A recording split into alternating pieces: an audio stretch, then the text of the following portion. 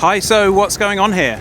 We're outside the Mayfair Hotel in London, where activists are locked on to the doors, glued on, and they've also dropped a big banner saying "End Oil Colonialism." Because that's what's going on here. There's the Africa Energy Summit taking place right now with sort of VIP guests, big CEOs from some of the largest energy companies in the world, and delegates from across Africa.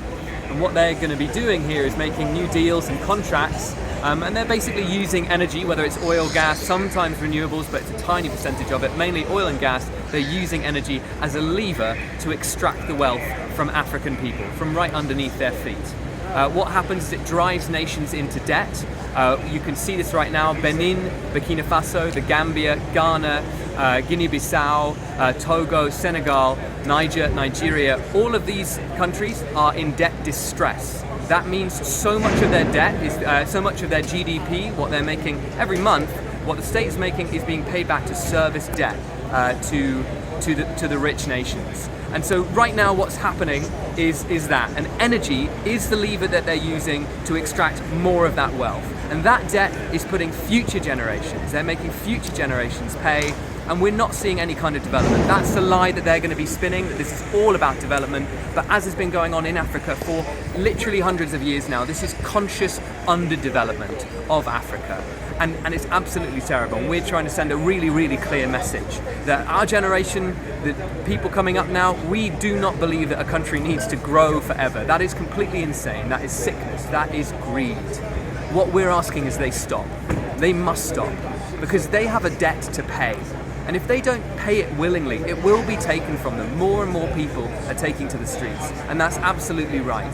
We need to absolutely transform our systems right now.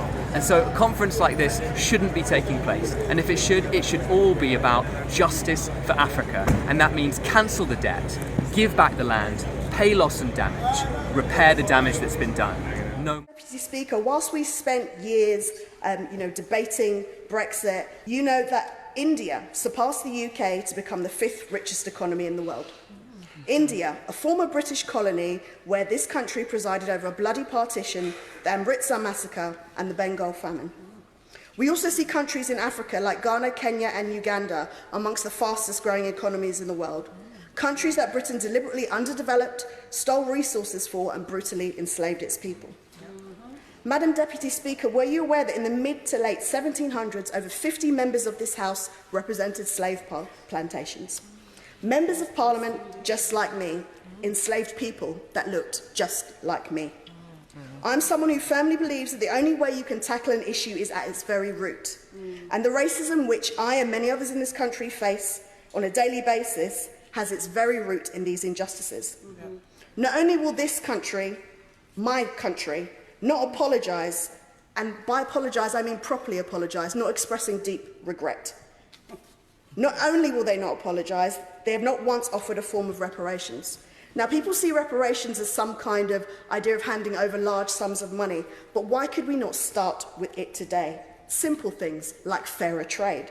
Simple things like returning items that do not belong to us. And simple things like cancelling debts that we have paid over and over again. And I believe the reason for this, Madam Deputy Speaker, is because we only apologise to our equals. We only make amends with our equals. So I have to ask, how can I be equal to every other member in this House when this is how this House treats people that look just like me?